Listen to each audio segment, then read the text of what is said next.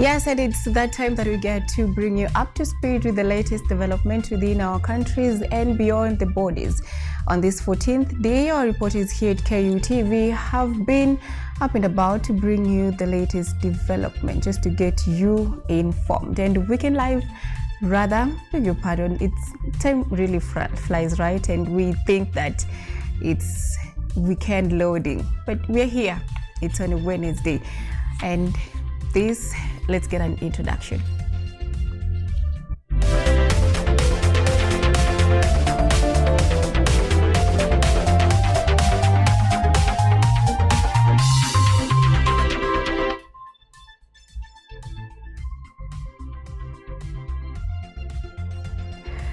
And with me is Brian Peru, but remember that this broadcast is also live across all our socials. On YouTube, it's Kutv News Kenya. On X, it's Kutv_Kenya. Welcome. Now, President William Ruto today met with leaders of the East Africa Law Society at State House, Nairobi, in a meeting focused on the future of legal services in the East African region. During the discussions, President Ruto emphasized the importance of strengthening professional cooperation and removing barriers that hinder lawyers from practicing across East African community member states. Leaders from the regional body and the Law Society of Kenya engaged the president on challenges and opportunities in implementing EAC laws, highlighting the advancement of constitutional rights, trade and investment across the region. The meeting aims to promote professional collaboration and enhance legal clarity for citizens throughout East Africa.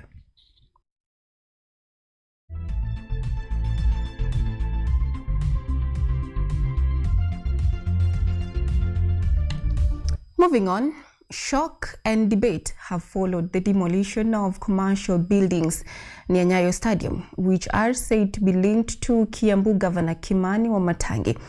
The late-night operation carried out under heavy police presence led to the destruction of vehicles and other property, with the extent of the losses yet to be fully established. Speaking to journalists, Governor Wamatangi condemned the demolitions, saying the exercise did not follow due legal processes and that no official notice had been issued prior to the operation.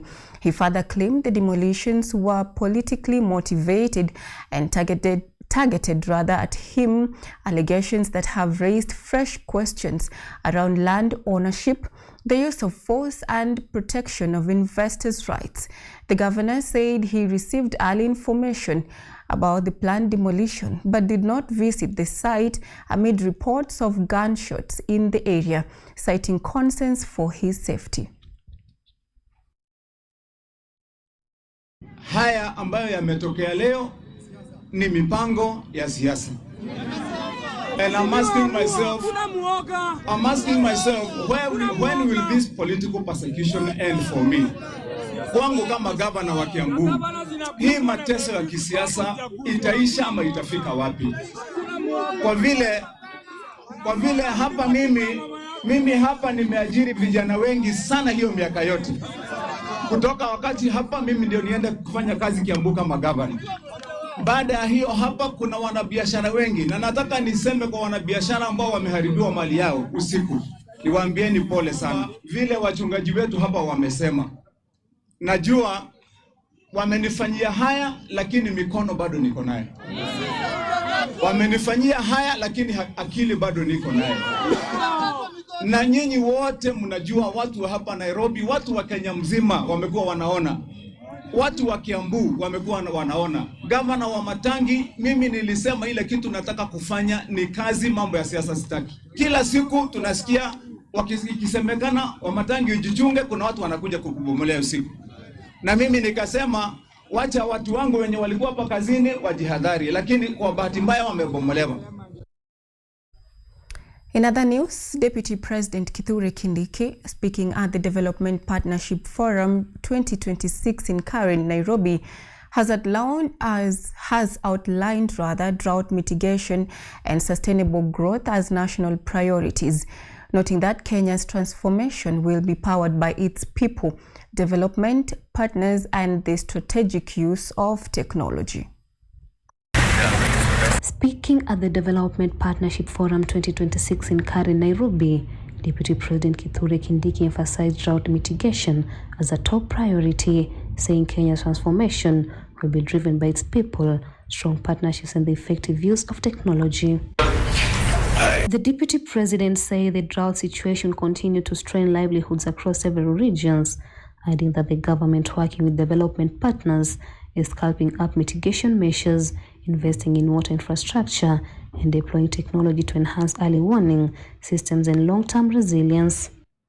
But the government has made arrangements to make sure that we provide enough food for all the people of Kenya,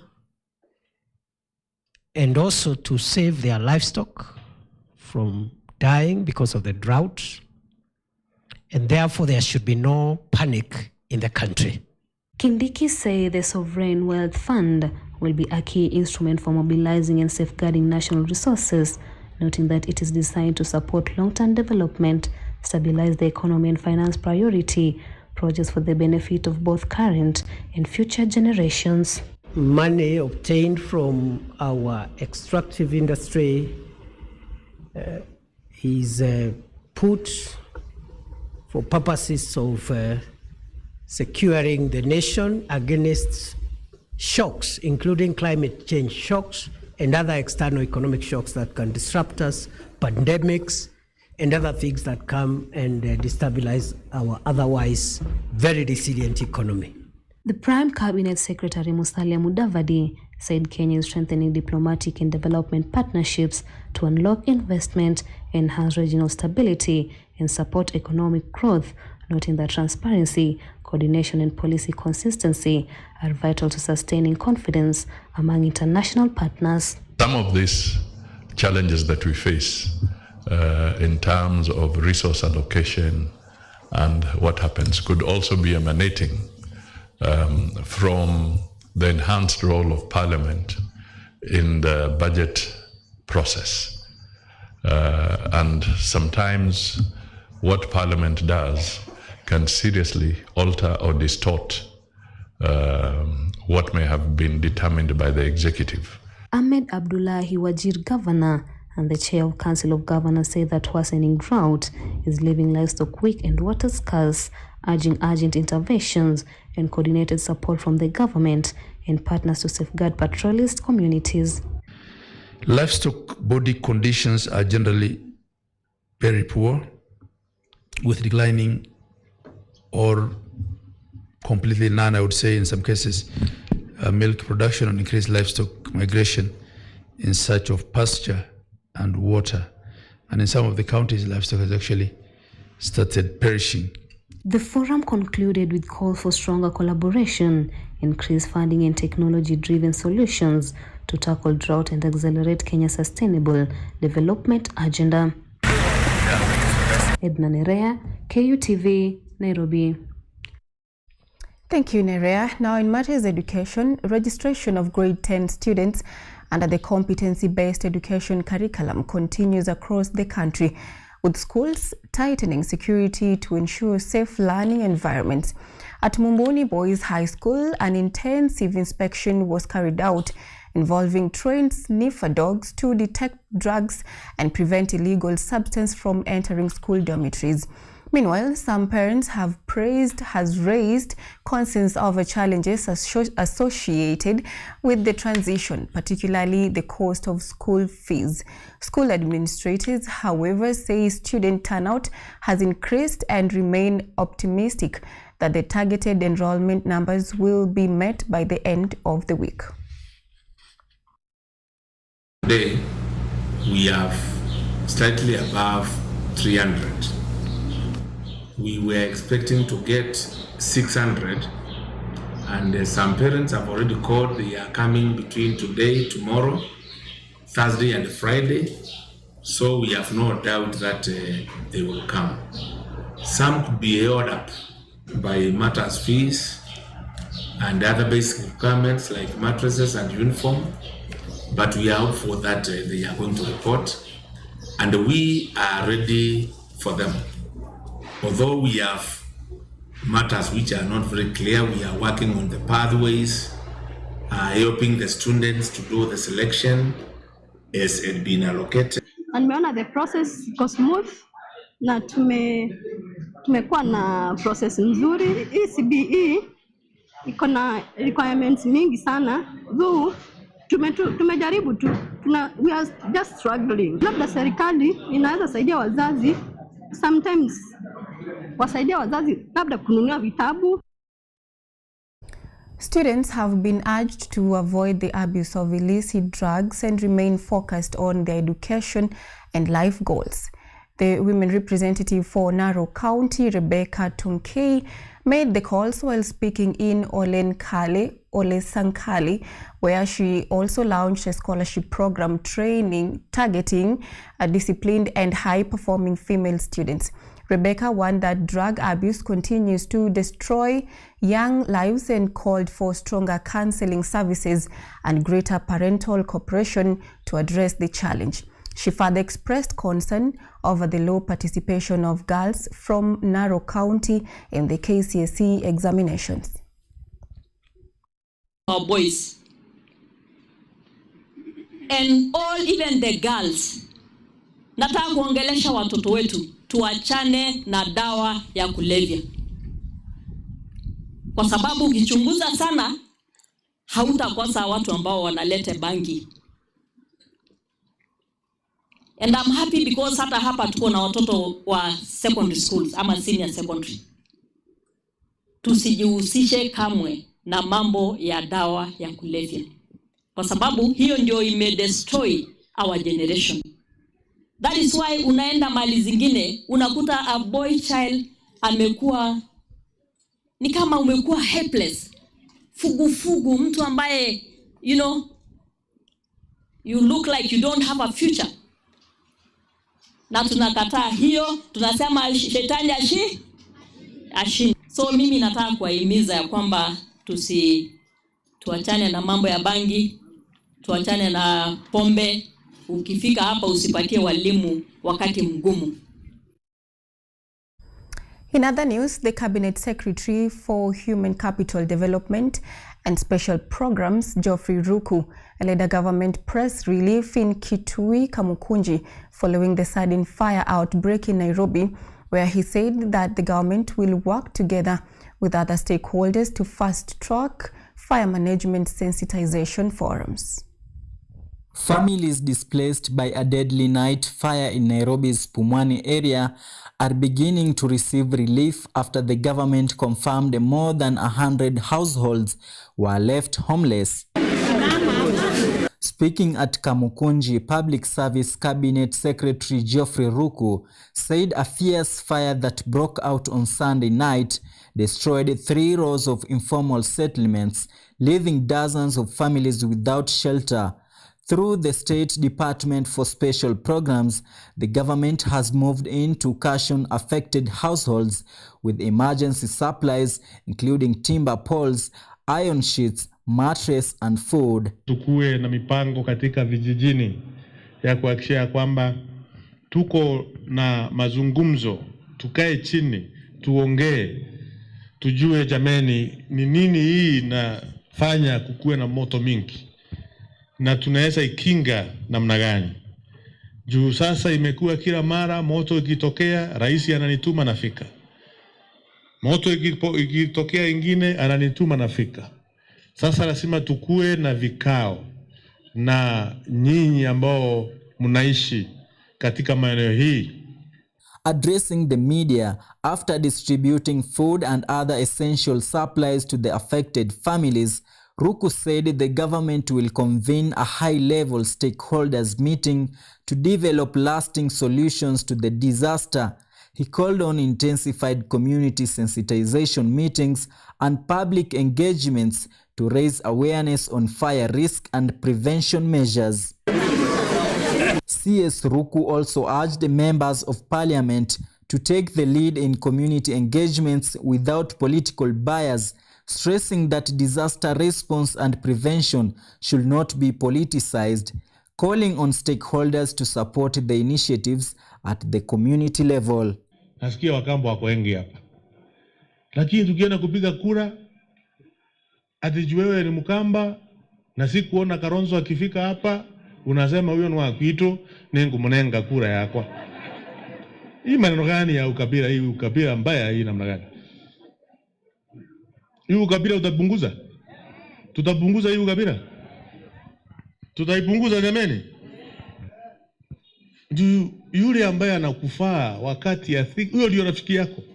The CS emphasized unity as a key to national progress as he urged Kenyans to reject tribalism and political divisions, stressing that strong leadership and coordination action between government, communities and stakeholders the country can overcome disasters in future. Rajab Juma, KUTV. Now, that story was produced by our very own Anne Ateng that has been voiced by Rajab Juma. Now, on that note, we are taking a very short breather. We'll be back.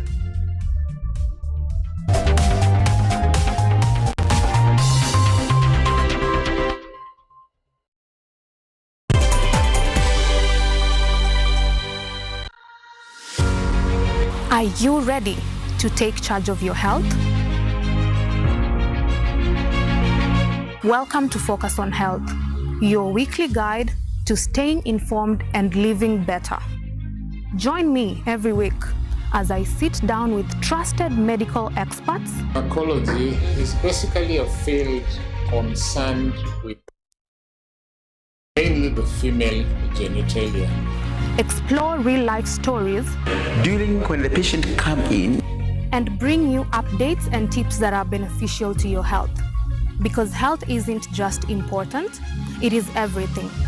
Tune in to Focus on Health every Thursday at 7:30 p.m. only on KUTV. I'm your host, Kandia Marian, and I'll see you then.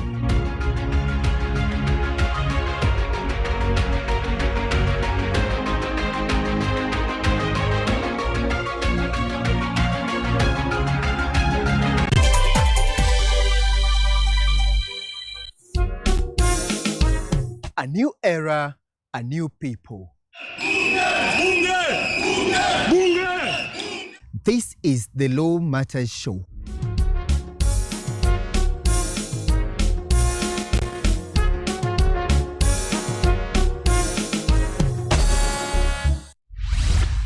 A program that brings you legal sensitization on your television. My statement is written and just the quote the prosecution. I think that this loss is a setback for Raila Odinga.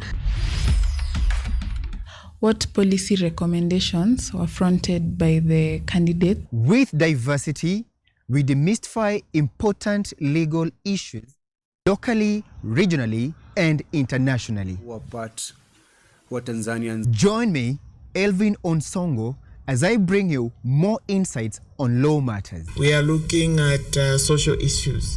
What is the problem? Is it the economy? Is it... Law Matters Show, creating awareness, advocacy, and enhancing lives.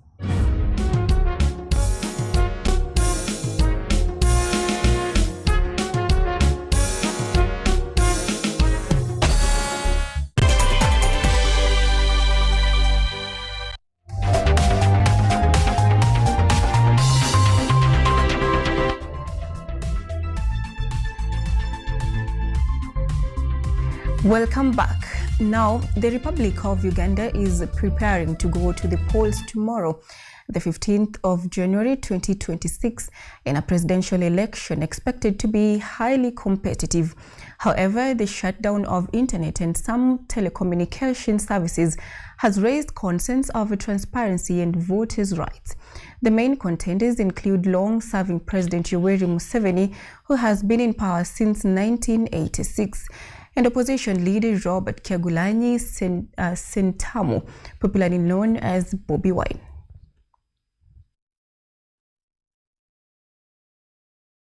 Before the general election in neighboring Uganda.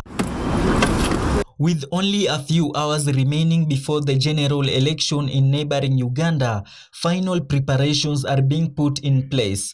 The election is witnessing stiff competition between veteran President Yoweri Museveni, in power since 1986, and prominent opposition leader Robert Kyagulanyi, also known as Bobi Wine, Other candidates include Maj Mugisha, Nathan Nandala, Frank Bulira, Joseph Mabirizi, and Mubarak Munyagwa.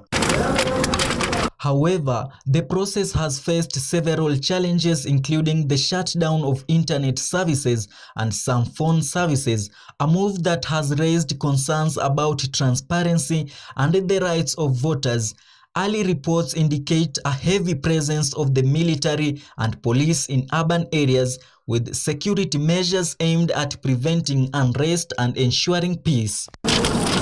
According to a statement issued by the Uganda Communications Commission, an order has been given to temporarily suspend public access to internet services while allowing connectivity only to a few services classified as critical national infrastructure. Under the directive, all internet service providers are required to block normal public internet access during the suspension period. Operations are strictly prohibited from expanding the list of approved services or allowing any methods to bypass the restrictions. Use of social media platforms and messaging applications has also been banned. The Uganda Communications Commission said the move is intended to curb the spread of misinformation, election fraud, and incitement to violence, while permitting limited access only to essential services approved for use by security agencies during the voting period. A warning has been issued to companies that may violate the directives. According to the notice, services allowed to continue include National Referral Hospital health systems and essential financial services such as banking networks.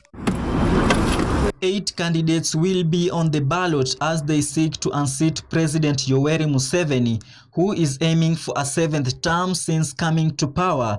Citizens are urged to participate peacefully and ensure every vote counts, as the international community closely monitors the outcome of this election. The 2026 elections is one of the most significant moments in Uganda's history, with the citizens using the opportunity to decide the country's future and its democratic path. Rajab Juma, KUTV. Now back home, the body of 35-year-old mountain guide Samuel Macharia, who went missing on Mount Kenya on December 23rd, has been recovered. A postmortem at Nanyuki Teaching and Referral Hospital, conducted in the presence of his family, confirmed that he died of asphyxia with no injuries sustained. Family spokesperson Lucy Kagwene said the findings brought relief after weeks of uncertainty. Macharia, who was guiding 2 Japanese tourists, was found at Hind Valley, 4,300 meters above sea level, following an intensive multi-agency search by Kenya Wildlife Service and mountain search and rescue teams, which braved extreme weather and rugged terrain. Na tumefurahi kwa sababu hakuna kitu tumeona. Yeye alikuwa amekosa oxygen, ndio maana alipumzika. Alipatikana huko kwa mlima kama ameaga, na tunashukuru Mungu kwa sababu tumelia kwa muda mrefu na tulikuwa tumeshindwa tutaenda wapi, tutafanya wapi, nini. Ni kwa sababu tumemtafuta karibu kwa moshari zote na hatukuwa tumempata. Tumeridhika ni kwa sababu Mungu ametupatia nafasi ya kumpata kwenye alikuwa kwa milima, ingawa alikuwa amepumzika. Tension and uncertainty has gripped secondary school teachers in Murang'a County following a court order suspending the Kenya Union of Post-Primary Education Teachers KUPPET branch elections. The suspension has sparked anger among candidates and union members, who say the move has denied them the right to democratically elect their leaders. Speaking to journalists, the teachers said preparations for the polls had already been completed, with candidates investing time, resources, and adjusting work schedules in anticipation of the exercise. They warned that delaying the elections would weaken members' confidence in the union's leadership, threaten unity among teachers, and raise questions over the circumstances surrounding the legal action that halted the process. We are disgruntled and angry because one of the aspirants has filed a petition that has now pushed our elections to an uncertain date. That has created a lot of uncertainty. We have wasted resources and campaigning. Secondly, we as JSS teachers, we have learned that there is a scheme to remove us from the election register. Most of our members are still under agency fee, and they have served for more than 1 year in the CUPET, in the TSC. And that is not, and again, we are also demanding that we be given the register so that we can confirm that JSS teachers are on the register and eligible voters. We are so tired. We've spent a lot of resources doing the campaigns. We have been going around our staff rooms telling the teachers that the elections are on Saturday. Sure. We are not even sure from here what are we going to tell our teachers, that the elections will not be held on Saturday. So we want to tell Nyamweya, can he tell us the reasons as to why he took this thing to court? Sure. We are here as aspirants, and we must say that we are in this context. We are not happy that the teachers of Murang'a are going to be denied their opportunity and their chance to exercise their democratic right. Walimu power. Meanwhile, the government is constructing a multi-million shilling solar power plant at the Baricho Water Works in Kilifi County in a bid to significantly reduce the high cost of pumping water to Kilifi and Mombasa counties. The project, being implemented by the Coast Water Works Development Agency with funding from the World Bank, is expected to cut monthly electricity costs, currently estimated at between 60 and 70 million shillings.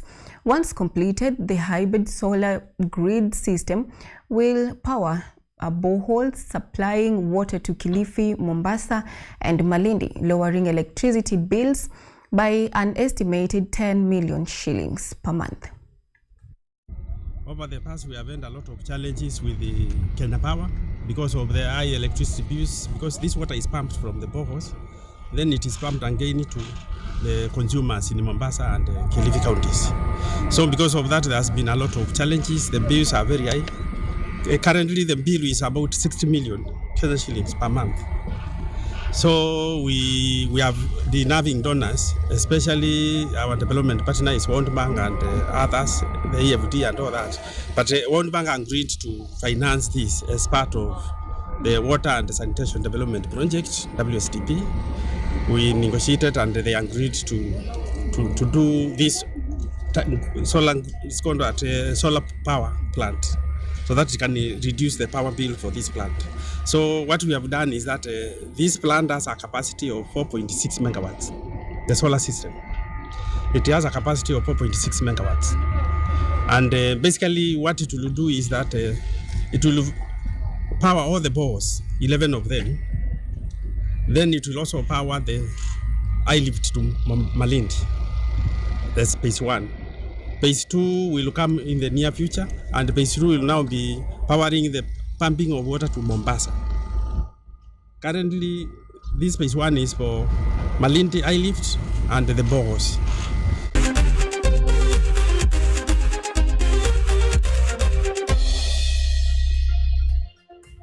Now, in the sports world, the FA Cup title race is getting hotter as the first round of the FA semi-final saw Newcastle United losing at home at the St James Park to Manchester City by 2-0.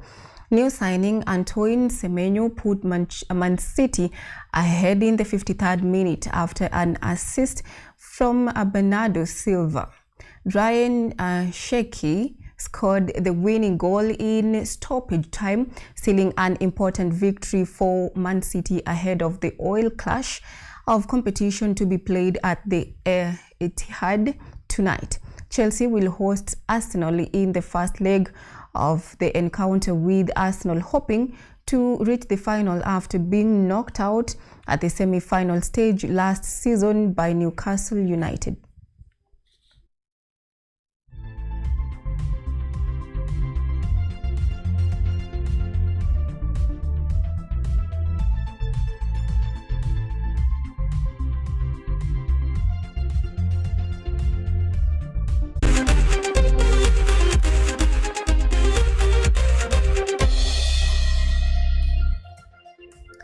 Now, he who learns does not stop to teach.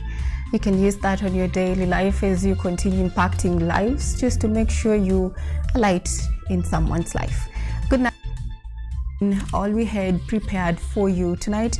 With me has been Brian Peru. My name is Ochieng. Cynthia, on behalf of all the crew, we say good night.